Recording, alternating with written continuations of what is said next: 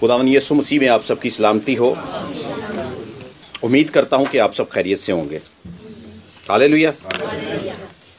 आइए मेरे साथ निकालिए पतरस का पहला खत, उसका 5वां बाब और उसकी 6ठी आयत। यहाँ पर यूँ लिखा है, बस खुदावंद के हाथ के नीचे फरोतनी से रहो ताकि वो तुम्हें वक्त पर सरबुलंद करे, और अपनी सारी फिक्र उस पर डाल दो क्योंकि उसी को तुम्हारी फिक्र है। आमीन। अपनी सारी फिक्रें उसी पर डाल दो जिसको तुम्हारी फिक्र है। मैंने मेरे अजीजों कई साल पहले इस पैगाम को सुना कि खुदा अपने लोगों की फिक्र करता है, और मेरे दिल में एक बड़ी तसल्ली पैदा हुई कि खुदा मेरी भी फिक्र करता है। पूरी दुनिया में वो सब इंसानों के साथ जहां भलाई करता है वो मेरे साथ भी भलाई करता है। हालेलुया। इस पैगाम को सुनकर जब मैं घर आया, मेरी वालदा की तबीयत बहुत ज्यादा खराब थी और वो बहुत सीरियस थी, और उसने रोते हुए मेरा हाथ पकड़ा और मुझसे कहने लगी कि बेटा अगर मैं मर गई तो मेरे बाद तुम्हारा क्या होगा। उसे इस बात की फिक्र थी कि मेरे इस जमीन पर जाने के बाद मेरी औलाद का क्या बनेगा। और मेरे दिल में जो तसल्ली थी वो तसल्ली मैंने अपनी माँ के साथ बांटी। मैंने उससे कहा कि खुदावन हमें कभी नहीं छोड़ेगा। मेरी माँ, तू इस बात की तसल्ली रख कि जिस खुदा को हमने कबूल किया है, जिस खुदा के हजूर हम झुकते हैं, वो दुनिया के आखिर तक हमारे साथ रहने का वादा करता है। खुदा के कलाम में लिखा है कि तेरी माँ और तेरा बाप तुझे छोड़ देंगे लेकिन मैं हरगिज तुम्हें न छोड़ूंगा। हालेलुया। लेकिन मेरे अजीजों, अगर हम खुदावंद के साए तले ना होते, खुदावंद को हमने कबूल ना किया होता, तो हमारी माँ की फिक्र बिल्कुल दुरुस्त थी कि उसके जाने के बाद हमारा क्या बनेगा। शायद हम उन्हीं लानतों के नीचे रहते जो लानतें हमारे बाप दादा से चलती आ रही थी। आप सब जानते हैं कि हमारा घराना जादूगरों का घराना था। हमारी बैकग्राउंड एक ऐसी बैकग्राउंड थी जो खुदा से दूर लोग थे, नामी मसीही थे लेकिन खुदा को जानते नहीं थे। अगर खुदावंद को कबूल ना किया होता तो आज मैं यहां पर ना होता। अगर आपने खुदावंद को कबूल ना किया होता तो मेरे अजीजों आप यहां पर ना होते। हमारी जिंदगी के अंदर फिक्रों की बहुत बड़ी कसरत है। फिक्रों ने हमारी जिंदगी के अंदर तूफान मचा रखा है। हर रोज हमें एक नई से नई फिक्र का सामना करना पड़ता है। फिक्रें इस कदर ज्यादा हैं कि जिंदगी के आखिर तक इंसान फिक्र करता रहता है और खुद खत्म हो जाता है। फिक्रें खत्म नहीं होती। खुदा के कलाम में अभी हमने पढ़ा है, और अपनी सारी फिक्र उस पर डाल दो क्योंकि उससे तुम्हारी फिक्र है। हमारे माँ बाप हमें अच्छी एजुकेशन देते हैं, हमारी अच्छी परवरिश करते हैं, हमें अच्छी तालीम देते हैं, हमारी सेहत का ख्याल रखते हैं, लेकिन इन तमाम तर बातों के बावजूद अगर हम अपने बच्चों को खुदावंद के पास नहीं लेकर आए तो हमने अपने बच्चों को कुछ भी नहीं दिया। क्योंकि जिसको सारी जिंदगी की फिक्र है, जिसने सारी जिंदगी का वादा ले रखा है, जिंदगी के तमाम उतार चढ़ाव में, जिंदगी के हर एक मामले में, जिंदगी की हर एक मुश्किल में, दुख में, बीमारी में और उन तरह के मसाइल में जिनमें आप घिरे हुए हैं और जिससे आप समझते हैं कि आपकी कमर झुक रही है, उस कमर को सीधा कर सकता है तो वो सिर्फ यीशु मसीह नासरी है। अगर उस हस्ती के साथ हमने अपनी औलाद को, अपने घराने को, अपने खानदान को नहीं मिलाया तो हमने अपनी औलाद को, अपने घराने को सब कुछ देकर भी कुछ नहीं दिया। कश्ती के अंदर मेरे अजीजों शागिर्द मौजूद थे। लहरें उठती हैं और इस कश्ती को डुबोने के लिए हचकोले आते हैं। शागिर्द डर जाते हैं, घबरा जाते हैं। यीशु मसीह के साथ होने के बावजूद उन्हें यह फिक्र घेर लेती है कि अब हमारा क्या होगा। तूफान है और यीशु है कि वो पीछे सो रहे हैं। वो चिल्लाए, उन्होंने पुकारा, ऐ यीशु हम डूबे जाते हैं, और उनका यीशु उनके लिए जाग उठा। चंद लम्हों के अंदर ही उसने अपना हाथ बढ़ाया और बिफरे हुए तूफान को एक सेकंड में ही उसने रोक दिया। हमारी जिंदगी के अंदर भी ऐसे तूफान उठे होंगे। हमें भी लगता है कि हमारा यीशु हमारे लिए खामोश है। मेरी जिंदगी के अंदर यह मसला है, मेरी जिंदगी के अंदर यह मसला है, मैं बहुत ज्यादा अपसेट हूं, मुझे अच्छी जॉब नहीं मिल रही, मेरी तरक्की नहीं हो रही। बहुत से लोग तरक्की को समझते हैं कि हम बाहर के ममालिक में चले जाएंगे तो हमारी तरक्की हो जाएगी। तरक्की ये नहीं है मेरे अज़ीज़ों। हमारा एक दोस्त था जो दुबई में जाने का ख्वाहिशमंद था और उसका वीज़ा लगा, खैर चला गया, लेकिन दुबई के एयरपोर्ट पर जब वो उतरा तो एयरपोर्ट पर उतरते ही उसे हार्ट अटैक आ गया, मौके पर ही उसकी डेथ हो। ये तरक्की नहीं है मेरे अज़ीज़ों। खुदावंद के हाथ के नीचे रहना तरक्की है। बहुत ज्यादा दौलत कमा लेना तरक्की नहीं है मेरे अज़ीज़ों। बहुत से लोग समझते हैं कि हम बहुत सारी दौलत कमा लेंगे तो ये हमारे लिए तरक्की का सबब बन जाएगा, ये हमारी तरक्की हो जाएगी। हमने बहुत से लोगों को बहुत सी दौलत कमाते हुए देखा है, लेकिन उनके मरने के बाद वही दौलत उनके घराने के लिए फसाद पैदा कर देती है, लड़ाई झगड़े और जो कुछ होता है, जो कुछ जमा किया होता है, वो चंद लम्हों के अंदर ही खत्म हो जाता है। चंद महीने ही इंसान उसे गुजारता है और वो दौलत हाथ से जाती रहती है। अगर आपके पास ईमान की दौलत है तो आप दौलतमंद हैं। आमीन। बहुत से लोग समझते हैं कि हम अपने बच्चों को पालेंगे, उनकी अच्छी परवरिश करेंगे तो ये जनाब हमारी तरक्की है। बच्चे तो जानवर भी पालते हैं। आपने देखा कैसे चिड़िया उड़ती है और जाकर एक दाना लेकर आती है और कैसे अपने बच्चे के मुंह में डालती है। शायद वो हमसे बेहतर तरीके से अपने बच्चों को पालते हैं। तो बच्चे पालना तरक्की नहीं है मेरे अजीजों। बच्चों को यीशु मसीह के पास लेकर आना तरक्की है। यीशु मसीह के साथ मिलाना तरक्की है, ताकि वो जान सकें कि हमारा खुदा जिंदा खुदा है। बुजुर्ग दाऊद ने कहा अपने बेटे से कि ऐ मेरे बेटे, मेरे खुदा को पहचान, अपने बाप के खुदा को पहचान और हमेशा उसी राहों पर चलना जिस राहों पर तेरा बाप चलता रहा है। हालेलुया। मेरे अजीजों, अगर हमने अपने खुदा को नहीं जाना तो हमने कोई तरक्की नहीं की। खुदावंद के कलाम में हमने जिस आयत को पढ़ा है वो आयत ये है मेरे अजीजों के खुदावंद के हाथ के नीचे फरोतनी से रहो। सबसे पहली बात, खुदावंद के हाथ के नीचे रहना। क्या हम खुदावंद के हाथ के नीचे हैं, या हम इस गलत फहमी का शिकार हैं कि खुदा हमारे साथ है? बहुत से लोग इसी खुशी में आगे बढ़ते चले जा रहे हैं कि खुदा हमारे साथ है, खुदा हमारे साथ है, लेकिन उनके अमाल इस बात का ऐलान करते हैं और चीख चीख कर ऐलान करते हैं कि खुदा तुम्हारे साथ नहीं है। खुदा बदकारों का साथी नहीं है मेरे अजीजों। खुदा बदकारों से मोहब्बत करता है और वो पुकार पुकार कर कहता है कि अपने गुनाहों से तौबा करो ताकि तुम हमेशा की जिंदगी के वारिस बन जाओ। खुदा हर शख्स से मुखातिब है कि अपनी रविश से बाज आ जाओ, बिगड़े हुए उन तमाम तर कामों को तर्क करो और उन तमाम तर बातों को अपनी जिंदगी से बाहर कर निकालो जो मुझे हर रोज नाखुश करती हैं। मेरे अजीजों, याद रखिए, अगर हमारा खुदा हमसे राजी नहीं तो हम खुदा के हाथ के तले नहीं हैं।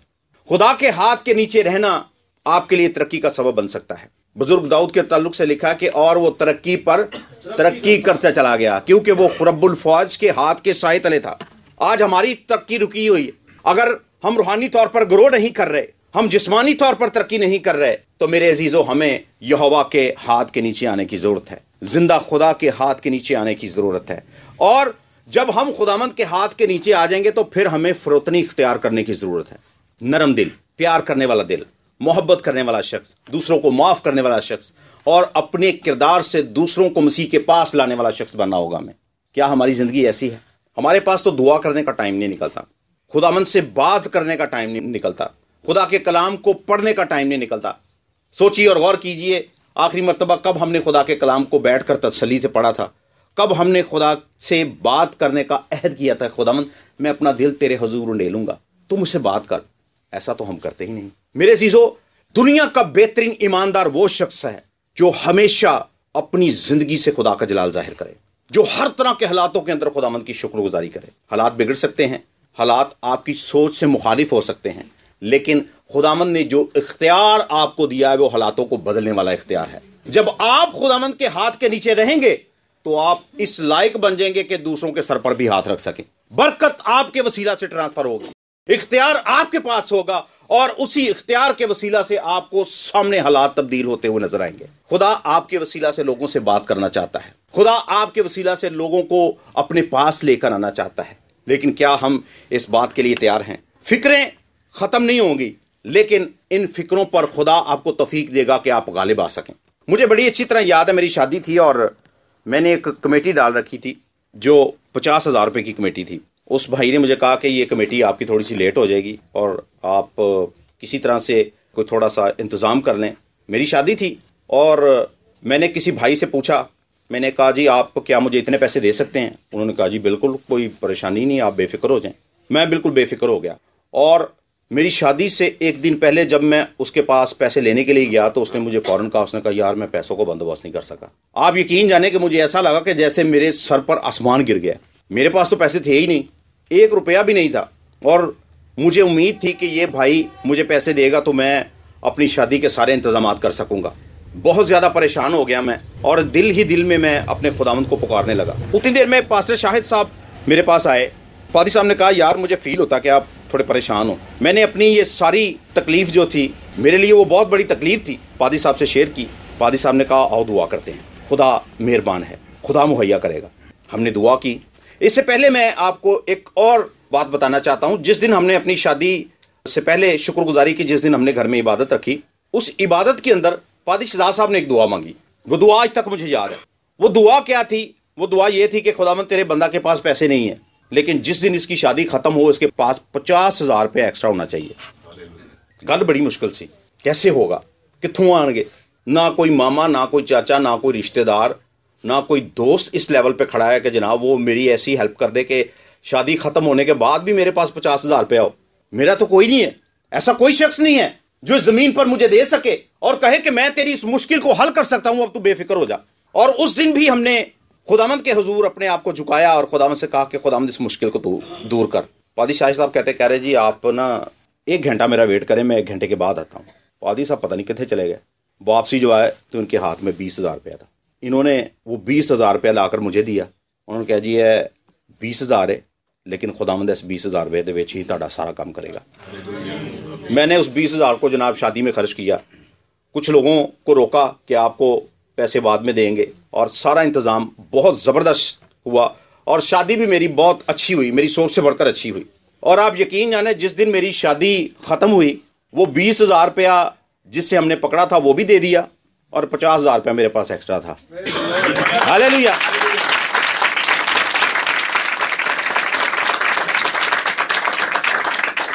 न्योंद्रा, हाँ जी, 50,000 रुपया मेरे पास एक्स्ट्रा था। हमारे एक भाई थे, वो बहुत ज़्यादा परेशान थे, बड़ी तकलीफ़ का शिकार थे। उन्होंने कहा जी मेरी शादी है तो मेरे पास पादी साहब पैसे नहीं हैं, मैं बड़ा परेशान हूँ। तो मैंने इस बात को अपने भाइयों के साथ शेयर किया। हम सब ने मिलकर उनके लिए दुआ की और उस भाई की वो मुश्किल किस तरह से दूर हुई शेयर करता हूँ। उन्होंने कहा कि जनाब मेरी लाइफ के अंदर जो अभी प्रॉब्लम चल रही है ना वो मेरी अपनी नहीं है। हमें लड़की वालों ने कहा है कि हमारे घर के जितने भी अखराजात हैं वो तुमने उठाने। रिश्ता होने के बाद लड़की वालों ने ये डिमांड की कि शादी का सारा खर्चा भी आप करोगे और जितनी भी चीज़ें आप लड़की ने यूज़ करनी है, कपड़े हैं या ज्वेलरी है, जो कुछ भी है वो भी आप बना कर दोगे। कह रहा मेरे पास सिर्फ 30,000 रुपये है और वो भी सिर्फ मेरी शादी के लिए। हमने उसके लिए दुआ की और जिस दिन वो अपने बॉस के पास गया, उसके बॉस ने जनाब उससे गिला किया। उसने कहा भाई तूने मुझे अपनी शादी पर इनवाइट नहीं किया। सो मेरा दिल बड़ा रंजीदा है। उसने कह रहा कि एक लिफाफा था, उसने उठा के मेरे सामने फेंका। उसने कहा ये पकड़ और दफ़ा जा यहाँ से। कह रहा मैं चुप करके उस लिफाफा पढ़िया जनाब तो आ गया। कह रहा घर आके जब मैंने खोला तो बीच में 50,000 था। कह रहा 30,000 मैं कुड़ी वाले ने दिता, 20,000 रुपया फिर मेरे को सेफ रह गया। ये शादियों का कलाम नहीं है, ये खुदा की कुदरत के बारे में आपको बता रहा हूँ कि खुदा कैसा मेहरबान है। अपनी सारी फिक्रें उस पर डाल दो जिसको तुम्हारी फिक्र है जनाबे वाला। हम फिक्र करके कुछ नहीं कर सकते, अपने सर का एक बाल भी हम सफेद नहीं कर सकते। खुदा के कलाम में लिखा हुआ अपनी जिंदगी का एक सांस नहीं बढ़ा सकते, हालातों को नहीं बदल सकते, जितनी मर्जी फिक्र कर लें, जितना मर्जी बोझ उठा लें। लेकिन जब हम खुदावंद के हाथ के नीचे रहेंगे, जब हम फरोतनी करेंगे, जब हम खुदावंद पर यकीन करेंगे तो आप हालातों को तब्दील होता हुआ देखेंगे। आप गवाहियां सुनते हैं फिर आप गवाहियां देंगे। पहले हम गवाहियां सुनते हैं, खुदा ने यह कर दिया, खुदा ने वो कर दिया, फिर आप गवाही देंगे खुदा ने मेरी जिंदगी में भी ऐसा कर दिया है। खुदा की कुदरत के करिश्मों को जानेंगे आप। सो हमें करने की क्या जरूरत है? हमें खुदावंद के हाथ के नीचे आने की जरूरत है मेरे अजीजों। खुदावंद पर यकीन रखने की जरूरत है। हमारा एक दोस्त है, कई सालों से हम उनके घर विजिट कर रहे हैं और बहुत ज़्यादा इंसिस्ट किया उन्हें कि आप खुदावंद के पास आएँ, आपके हालात बदल जाएंगे, आपकी ज़िंदगी के अंदर वो तब्दीली आएगी जो आपकी सोच से बालातर है। एक उनका भाई है जो नशा करता है और घर की चीज़ें चुराता है, उसको उन्होंने घर से बेदखल कर दिया है। दूसरा भाई उनकी किडनीज़ की प्रॉब्लम है, बहुत ज़्यादा बीमार है। तीसरा भाई जो है उनकी टांग के अंदर कुछ ऐसी प्रॉब्लम आ गई है कि वो चलने से मजबूर हो चुका हुआ है। चौथा भाई जो है वो शराब नोशी करता है और उसका हाथ टूट गया है। सारा घराना इस कदर टूटा फूटा हुआ है, लेकिन वो अपनी इस तकलीफ के अंदर अपने खुदावंद के करीब नहीं आ रहे। हालात कैसे बदलेंगे? एक मरीज अगर डॉक्टर के पास नहीं आएगा तो वो शिफा कैसे पाएगा? अगर मेरे हाथ की हड्डी टूट जाए तो मुझे डॉक्टर के पास जाने की जरूरत है ताकि वो मेरे हाथ की हड्डी को जोड़ सके, उस पर प्लास्टर कर सके, उसका ट्रीटमेंट कर सके और मुझे मेडिसिन दे सके ताकि मैं उस मेडिसिन को खाऊं और मैं सुकून पाऊं, उस तकलीफ से राहत पाऊं। तो मेरे अजीजों, अगर हम अपनी तकलीफ के अंदर, अपने मसाइल के अंदर अपने खुदा के पास नहीं आते तो हम किस तरह से इन मुश्किलात का सामना कर सकेंगे? किस तरह से इन तकलीफों से रिहाई पा सकेंगे? ये तकलीफें हमें उस जगह पर ले जाएंगी जहां पर रोना और दांतों का पीसना होगा। हर दिन हमारे लिए मुश्किल हो जाएगा, हर दिन हमारे लिए गुजरे हुए कल से ज्यादा तकलीफ होगी और हम सिर्फ दुनिया के सामने तमाशा बनकर रह जाएंगे। हमें खुदावंद के हाथ के नीचे आने की जरूरत है। अगर हम खुदावंद के हाथ के नीचे रहेंगे तो बुजुर्ग दाऊद की तरह हम भी तरक्की पर तरक्की करते चले जाएंगे। हम भी उसी खुदा पर एतमाद रखने वाले लोग हैं, हम भी उसी के बेटे और बेटियां हैं, हम भी उसके खून खरीदे हैं, हम भी निजात याफ्ता हैं। हमें आजिज़ी करने की ज़रूरत है मेरे अज़ीज़ों, इनकिसारी करने की ज़रूरत है। अगर आप थकावट का शिकार हैं, अगर आपकी कमर झुकी हुई है, अगर आप बोझ के नीचे हैं, तो खुदा आपको बहाल करना चाहता है मेरे अज़ीज़ों। जिस तरह बुजुर्ग दाऊद कहते हैं, वो मेरी जान को बहाल करता है। हालेलुया। मेरे अज़ीज़ों, याद रखिए, खुदा अपनी कुदरत को मेरी और आपकी ज़िंदगी में जाहिर करना चाहता है। तेरे दिल के दर पर यीशु खटखटाता। दिल का दरवाज़ा जब खोलेंगे तो यीशु मसीह आपके साथ अंदर तशरीफ लेकर आएंगे। दिल का दरवाज़ा तो खोलिए। ये दरवाज़ा अगर ना खुला हो तो कोई शख्स अंदर नहीं आ सकता, नॉक करता रहेगा। लेकिन जैसे ही आप दरवाजे की कुंडी को खोलेंगे, यीशु मसीह आपके पास आ जाएंगे। जैसे ही आप कुंडी खोलेंगे, आपसे मुलाकात करने वाला शख्स आपके साथ रफाकत रख लेगा। क्या आज हमने अपने दरवाज़ों के अंदर कुंडी तो नहीं लगाई है? कई लोगों ने कुंडी क्या दरवाजे वेल्डिंग कर दिए हुए, पक्के टांके लगा दिए हुए। मेरे अज़ीज़ों, आइए अपने दिलों को खुदामंद के हुजूर ले लें। आइए अपने दिलों को खुदामंद के लिए खोलें। आप खौफ का शिकार हो सकते हैं, आप फिक्रों का शिकार हो सकते हैं, लेकिन याद रखिए, भेड़ें हमेशा चरवाहे के हाथ में महफूज रहती हैं। जब भेड़ें चरवाहे के हाथ में होंगी, वो महफूज होंगी। आपका चरवाहा आपकी फिक्र करता है, खुदावंद मेरा चौबान है, मुझे कमी ना होगी, मुझे कमी ना होगी। मेरे पास देने के लिए अफराद से मुहैया किया जाएगा, ताकि मैं दूसरों में भी बांट सकूं, तसल्ली बांट सकूं, खुशियां बांट सकूं, अच्छी तालीम बांट सकूं, खुदा के कलाम की मुनादी कर सकूं और दूसरों को यीशु मसीह के पास लेकर आ सकूं। वो हमारी जान को बहाल करना चाहता है, वो हमें छुड़वाना चाहता है। क्या हम उसकी भेड़ें हैं? लिखा है कि उसकी भेड़ें उसकी आवाज़ सुनती हैं। क्या उसकी आवाज़, उस चरवाहा की आवाज़ जो अपनी भेड़ों के लिए जान देना चाहता है, वो चरवाहा जो अपनी भेड़ों की फिक्र करता है, वो चरवाहा जो 99 को छोड़कर एक ही फिक्र में जाता है ताकि उसको महफूज कर ले, वो चरवाहा जो अपनी भेड़ों को शिकारियों से महफूज रखता है, क्या आप उस चरवाहा की आवाज़ सुनते हैं? वो आपसे क्या फरमाता है? वो चाहता है कि हर तरह की बदी से, हर तरह की नाराज़गी से पाक हो जाओ। वो चाहता है कि अपने सख्त दिलों को नरम करो। वो चाहता है कि आप अपने होंठों को खुदावंद के हुजूर खोलो और उससे फरियाद करो कि मुझे एक गोश्तीन दिल अता कर जिसमें तेरे रहने की जगह हो। मेरे अज़ीज़ों, याद रखिए, अगर हमारे दिल के अंदर यीशु मसीह के लिए जगह नहीं है तो फिर आसमान पर भी हमारे लिए कोई जगह नहीं होगी। अगर हमने यीशु मसीह को अपने दिल में दावत ना दी, अगर हमने यीशु मसीह के लिए अपनी ज़िंदगी को पेश ना किया, तो फिर हम उस ज़िंदगी में नहीं जा सकते जनाब, जिसका वादा यीशु मसीह ने आपसे और मुझसे किया है कि मैं जाता हूं और तुम्हारे लिए जगह तैयार करता हूं। आसमान की बादशाही, हमेशा की ज़िंदगी, हमेशा जिंदा रहना। खुदा मेरे अजीज़ों मेरी और आपकी फिक्र करता है। आप देखें उन चिड़ियों को जो ना मेहनत करती हैं, उन परिंदों को जो ना मेहनत करते हैं। मैं एक मरतबा, इंतहाई सर्दी थी और बच्चों को स्कूल छोड़ के मैं वापस आ रहा था, तो मैंने जाते हुए देखा कि एक कुत्ता था जो बड़ा ऐसे मुचड़ के बैठा हुआ था, सुंकड़ के बैठा हुआ था। बड़ी सर्दी थी। जब मैं बच्चों को छोड़ के वापस आया तो उसके मुंह में इतनी बड़ी मछली थी। इंतहाई सर्दी के अंदर, यह सच्चा वाकया है, यह सुनी सुनाई बात नहीं है। इतनी शदीद सर्दी के अंदर जब कोई शख्स अपने घर से बाहर निकलने के लिए कि भी सोचेगा कि यार मैंने जाके करना क्या है, कुत्ते के मुंह में मछली कौन दे सकता है? वो सिर्फ खुदा की जात है। जब वो कुत्ते के मुंह में मछली दे सकता है मेरे अजीजों, तो वो आपके लिए क्यों करना मुहैया करेगा? जो चिड़ियों को खिलाता है, जो परिंदों को खिलाता है, जो जानवरों को खिलाता है, जो मछलियों को खिलाता है, जो आबी जानवरों को पालता है। आप देखें दुनिया कितनी बड़ी है और दुनिया से ज्यादा बड़ा हिस्सा पानी का है। पानी के अंदर जितनी मखलूकात है सबको खुदावंद मुहैया कर रहे हैं। उन जानवरों को, उन हशरात को जिनको देखकर हमें कराहियत आती है, खुदा उन्हें भी मुहैया करता है। अरे किड्डा अजीब जिहा कीड़ा है, खुदा उस कीड़े को भी मुहैया कर रहा है। कैसी खुदा की कुदरत है, कैसा मेहरबान खुदा है, कैसा फिक्र करने वाला खुदा है। मेरे अजीजों, हालात कभी नहीं बदलेंगे अगर आप ये सोच रहे हैं कि मैं हूं ना कोशिश करांगा कि बाहर ही चला जाऊं। बाहर जाके हालात नहीं बदलते, बाहर जाके इंसान खुद बदल जाता है। जाता इसलिए कि मैं अपने घर के लिए कोई फिक्रमंदी करूंगा, जाते ही उत्ते शादी कर लेंदा, पता भी नहीं लगता। कह रहे 8 साल हो गए ने बंदा नहीं आया, आना कितों है? उनके अपने उत्ते बच्चे ने, अपनी उसकी फैमिली है, आना कितों है? और ना वो डर का मारा किसी दूसरे को बुलाता है, कह रहा है आएगा तो पता लग जाना है बशीर ने शादी की थी।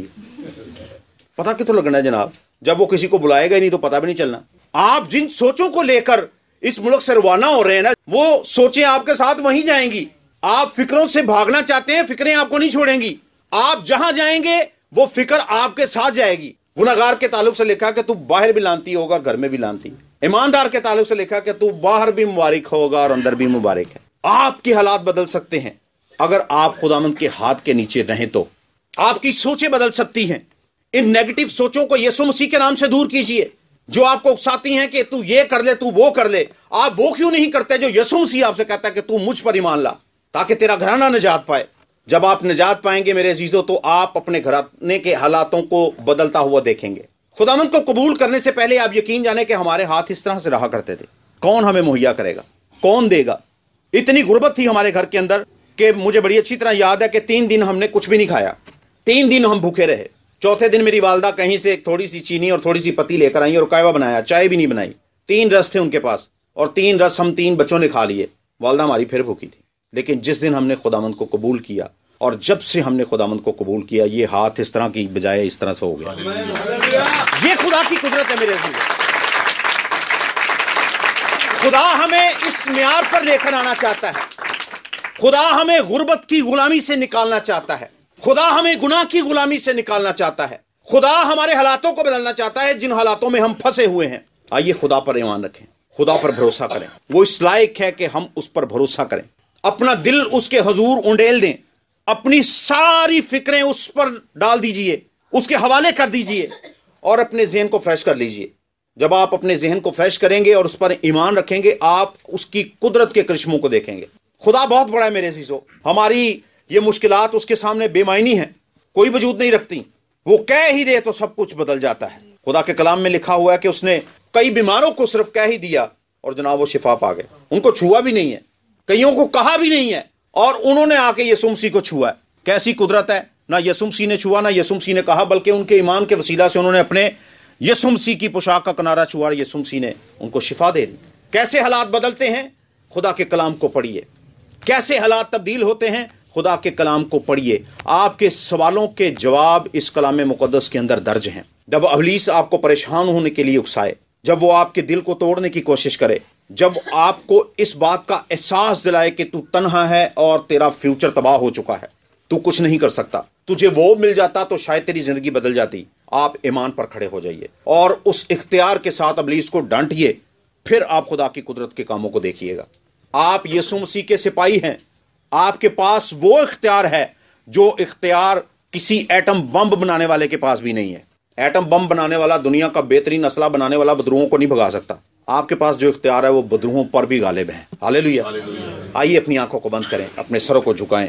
मेरे अजीजों, क्या हम खुदावंद के हाथ के नीचे हैं? हमारी जिंदगी बदल सकती है अगर हम खुदावंद के हाथ के नीचे रहें। हालेलुया। क्या हमारी रूहानी तरक्की रुकी हुई है? अगर हमारी रूहानी तरक्की रुकी हुई है तो हमें खुदावंद के हजूर आने की जरूरत है, ताकि वो हमारा इलाज कर सके, ताकि वो हमें सुकून फराहम कर सके। आइए अपने चरवाहा के पास आएं, जो अपनी भेड़ों की सारी बेचैनी को ख़त्म करता है और बदले में आराम मुहैया करता है, उन्हें खुराक मुहैया करता है, उनके पल पल की खबरगिरी करता है। हालेलुया। मेरे अजीज़ों, खुदा हमसे मोहब्बत करता है। खुदा चाहता है कि हम उसके करीब आएँ। इसीलिए खुदा के कलाम में लिखा है कि बस खुदावंद के हाथ के नीचे फरोतनी से रहो, ताकि वो तुम्हें वक्त पर सर बुलंद करे और अपनी सारी फ़िक्रें उस पर डाल दो, क्योंकि उससे हमारी फ़िक्र है। खुदावंद मेहरबान, कादर मुतलिक खुदा, तेरा शुक्र करते हैं खुदावंद, तेरी मानिंद कोई नहीं। खुदावंद, हमने आजमाया है अपनों को, बेगानों को, जो हमारी ज़िंदगी से फ़ायदा उठाते रहे, खुदावंद हमें इस्तेमाल करते रहे, हमने उन्हें भी आजमाया है। खुदावंद वो भी हमारे काम नहीं आए, उन्होंने भी हमें धोखा दिया। लेकिन खुदावंद, जब हम तेरे हजूर में खड़े हो जाते हैं, तू किसी को धोखा नहीं देता, तू सरफराजी अनायत करता है। तू खुदावंद हालातों को बदल देता है, तू झुकी हुई कमर को सीधा कर देता है, उसका सारा बोझ ले लेता है ताकि तेरे लोग आज़ाद हो जाएं। खुदावंद, तेरा शुक्र करते हैं, तेरी मिन्नत करते हैं खुदा, तेरी कुदरत तेरे लोगों पर यूं ही ठहरी रहे और तेरे बेटे और बेटियां हमेशा तेरे वफादार रहें। ये दुआ तेरे बेटे अपने खुदावंद यीशु मसीह के नाम से मांगते और पा लेते हैं, आमीन।